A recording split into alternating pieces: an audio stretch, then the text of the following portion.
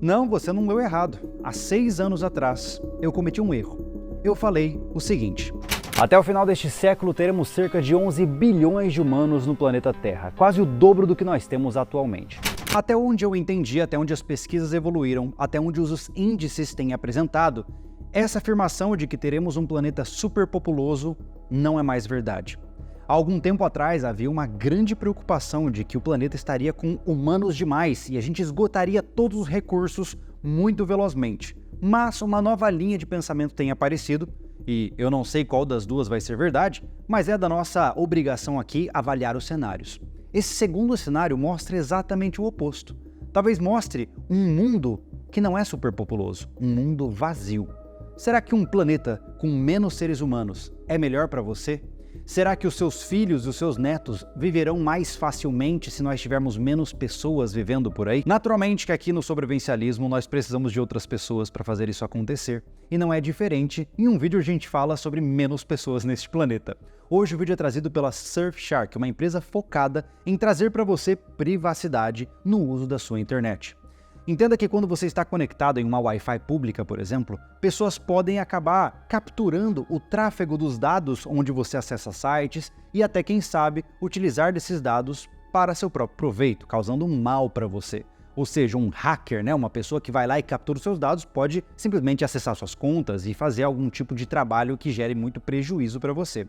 Utilizando uma VPN, a Surfshark é um VPN, você consegue criptografar os seus dados. Então, mesmo que a pessoa entre na mesma rede em que você está, ela não vai conseguir entender os dados, eles estarão mesclados e bagunçados. Além disso, por você estar em uma network, em uma rede privada local, virtual, você consegue também trabalhar com pontos de conexão diferentes. O que isso significa? Que você pode, com um simples clique, mudar o seu local de conexão, enganando os sites que querem coletar dados de você.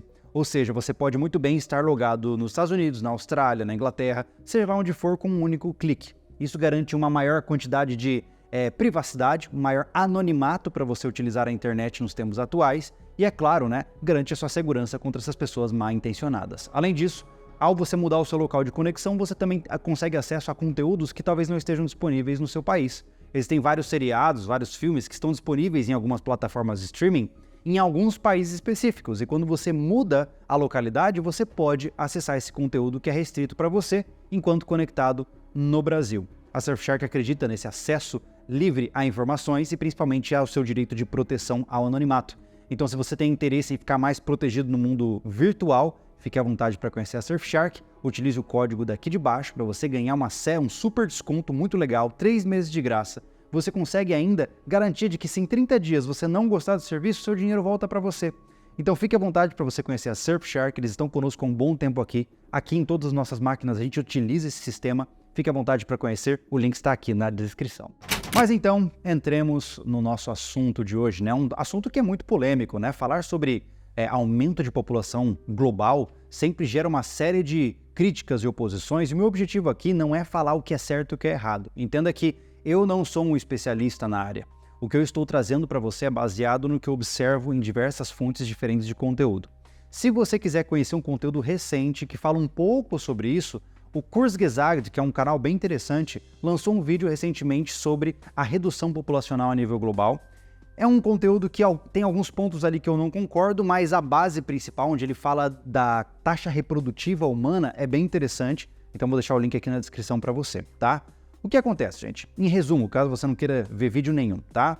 Os padrões de vida moderno, os sistemas econômicos modernos, não estão incentivando as pessoas a terem filhos. Hoje eu imagino que você saiba que talvez não seja bom para você, e principalmente para sua conta bancária, você ter, por exemplo, 6 filhos, porque custa muito caro. Ter filhos na vida moderna é algo realmente muito difícil, você tem muitos compromissos financeiros associados a isso, e não só relacionado ao dinheiro, mas você tem muito compromisso voltado para o seu tempo. Algumas vezes você vai trabalhar em 2 trabalhos ao mesmo tempo, simplesmente para conseguir sobreviver, e ter um filho dificulta tudo, porque ou você vai ter que ficar com essa criança, ou você vai ter que colocá-la em algum lugar e pagar para esse local cuidar da sua criança. Então, o cenário, o contexto atual, infelizmente, não motiva ninguém a ter crianças, tanto do ponto de vista financeiro, como do ponto de vista de cotidiano e até mesmo do ponto de vista feminino. Muitas mulheres, agora que estão focadas no mercado de trabalho, construindo carreiras profissionais, se veem num grande dilema de será que vale a pena eu parar o rumo da minha vida do ponto de vista profissional para engravidar? Isso é um dilema que muitas mulheres passam, é um dilema muito sério, inclusive leva a muitos processos depressivos também. O fato é que o mundo mudou e todo mundo está tendo que trabalhar que nem uma formiga trabalhadora workaholic.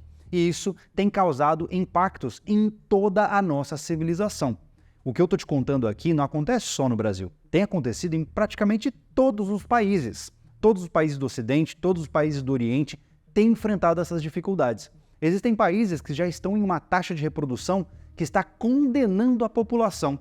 Mas agora a gente vai entender um pouco melhor sobre isso. O que isso significa? O que é? Por que é tão importante ter filhos, né? Vamos começar do básico, né?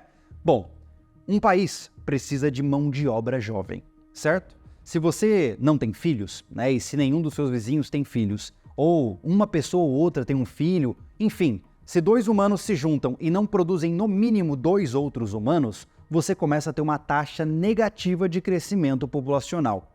Isso causa uma redução da força de trabalho de um país, afinal, nem eu e nem você vamos ficar mais jovens com a passagem do tempo.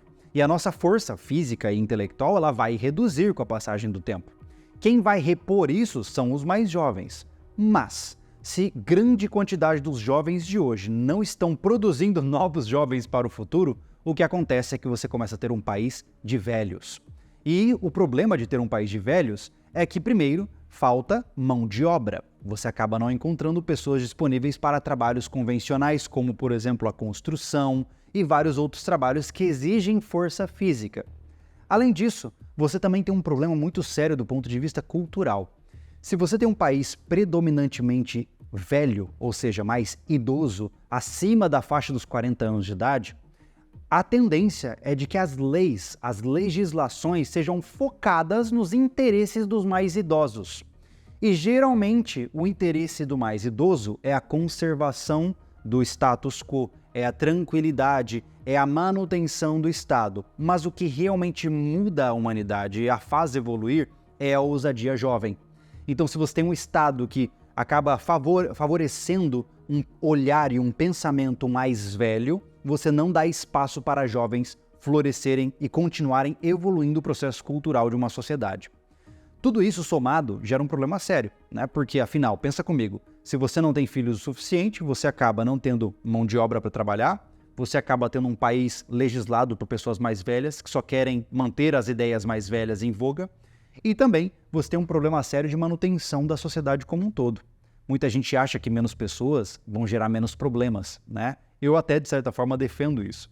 Mas, por outro lado, entenda que hoje nós construímos um mecanismo complexo que precisa de muitas pessoas. Do ponto de vista de infraestrutura urbana, por exemplo, imagine a quantidade de pessoas que você precisa para manter São Paulo rodando, por exemplo. E quando eu digo rodando é trocando as luzes dos postes, desentupindo bueiros, arrumando buracos nas ruas, enfim, toda a infraestrutura básica de uma cidade exige centenas, milhares de pessoas trabalhando todos os dias para manter aquilo rodando. Se você começa a ter falta de mão de obra e falta de pessoas, o que acontece? Uma redução. Só que o problema é que a infraestrutura ela não simplesmente desaparece uma vez que não está manutenida. O que acontece é que se você tiver uma cidade em processo de morte populacional, você vai ter uma falha de infraestrutura cadenciada e progressiva que vai fazer com que aquela cidade se torne inabitável. Então, isso é um problema sério. Você já vê isso acontecendo em vários países, especialmente num país que já está com índice negativo populacional há um bom tempo, que é o Japão. O Japão já tem até mesmo ilhas abandonadas, já tem vários lugares onde é comum encontrar casas que não possuem moradores e nem herdeiros. Então, o problema é que aquilo fica ali. E a pavimentação para aquele lugar não é mais mexida, a elétrica para aquele lugar não é mais mexida e os lugares começam a ficar completamente decadentes, causando sérios problemas não só para esses lugares abandonados, como para o resto da cidade, que acaba sofrendo com uma série de outros efeitos colaterais a respeito disso. E tem mais um problema seríssimo associado a isso. Veja, quando nós temos um problema na humanidade, certo? Vamos imaginar um cenário hipotético aqui de que tem um asteroide a caminho do planeta. Imaginemos, tá? Um estilo bem Armagedon aí. Quando você tem 9 bilhões de pessoas, desses 9 bilhões você vai ter uma grande quantidade de pessoas que são cientistas, que são intelectuais, que são empresários, que são industriais. E esses milhões de pessoas com uma capacidade intelectual avançada possuem um poder de processamento muito grande para tentar encontrar uma solução. Ou seja, se você tem um problema e você tem uma pessoa para solucionar esse problema, as chances são pequenas. Agora, se você tem milhões de pessoas pensando em como solucionar esse problema, você tem mais chances de sobreviver. E esse é um ponto que muita gente menospreza quando se trata de civilização humana. Olha que interessante. Às vezes a gente acha que mais pessoas é mais problema, mas entenda que mais pessoas qualificadas gera-se uma potencial capacidade de solucionar problemas de maneira maior. Então, quando você tem uma boa parcela da população sendo capaz de pensar, intelectualizar, pesquisar e avançar a ciência, as chances de sobrevivência da espécie são maiores. Isso significa que, com a tendência de redução populacional que está sendo proposta nos tempos atuais, vista nos tempos atuais, daqui 60 anos você terá muito menos pessoas disponíveis para solucionar os problemas que aparecerão. E a gente pode acabar entrando em um problema que simplesmente vai causar falta, a gente não vai ter processamento suficiente para solucioná-lo. E isso pode acabar causando a extinção da nossa espécie, O que é totalmente contraintuitivo com base no que nós pensamos. Como eu disse, é importante ressaltar isso aqui. A gente sempre acha que é melhor ter menos pessoas. Mas nem sempre é assim. A tecnologia e a ciência precisam de muitas cabeças pensantes. Talvez agora você se pergunta, ué, Júlio, mas vocês sempre falaram que é melhor ficar longe das pessoas, que é melhor ficar numa perspectiva autossuficiente. Você está me dizendo que é o contrário? Quer dizer que eu preciso de mais pessoas à minha volta? Vamos com calma. Veja, nem eu e nem você vamos alterar a tendência global, certo? Se eu tiver 10 filhos, eu não vou fazer nem cócegas nessa tendência de decaimento populacional que está sendo proposta. Isso significa que nem eu e nem você temos capacidade de mudar o nosso futuro, seja para a superpopulação ou seja para a queda populacional. Ambas situações, nem eu nem você vamos mudar. Então, o que nos resta? Nos tornar o mais independente e autossuficientes possíveis, entende? Então, por exemplo, se você pode morar num lugar com menos pessoas, em um ambiente rural, onde você tem água saindo da terra, onde você consegue gerar sua energia com sistemas solares, a tendência é que você dependa menos de outras pessoas. E veja, depender menos de outras pessoas acaba te blindando contra as duas situações. Tanto numa situação de superpopulação, onde não existem recursos para muita gente e você está blindado contra esses recursos porque você não precisa deles, e também no cenário onde não há pessoas suficientes porque você já produz os seus próprios recursos. Então, o caminho para o sobrevivencialista é a autossuficiência independente dos dois cenários. Por fim, o último ponto aqui é entender que talvez você fique pensando, pô, Júlio, mas esse decaimento populacional vai demorar décadas, eu nem vou sofrer por isso. Bom, depende. Pense que daqui 50 anos o mundo pode estar muito diferente. Mas daqui 50 anos, se eu tiver sorte, eu estarei com 84 anos. O que significa? Que talvez o planeta entre em um problema seríssimo e eu vou estar velho demais para conseguir resolver esse problema. Isso significa que nós temos uma tendência que nas próximas décadas nós enfrentaremos problemas dos quais nós juntos não teremos mais força para resolver. Então nós precisamos hoje pensar no agora, no presente, para ver quais são as garantias que nós conseguimos criar para nós. É por isso que eu falo que sobrevivencialismo é adaptação. Se a guerra não vier no nosso tempo, nós temos que nos preparar para que quando ela vier, a gente tenha herdeiros para lutar por nós e também, principalmente, para que você consiga ter alguma segurança. Não dá para viver o dia de hoje como se ele fosse o único, porque talvez amanhã as coisas deem errado. Então, veja, eu só estou aqui refletindo com você.